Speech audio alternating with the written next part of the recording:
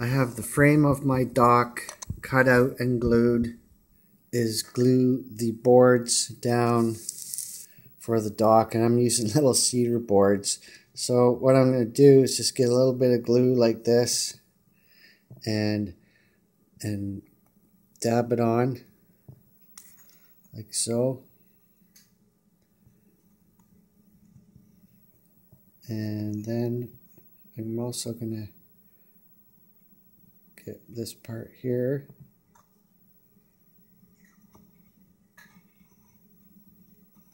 Like that.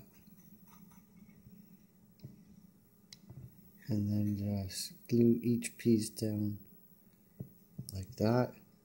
And I'll just go along, do the whole set there. So now that our decking planks have dried after gluing them down, then we will install the styrofoam that I pre-measured the wood before around, so it should just fit right into the pocket right here like this.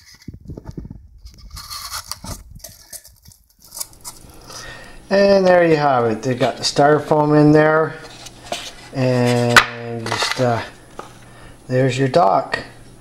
And you can make these little glue down with some little pieces of wood here and make yourself like a little place to tie up your boat, whatnot.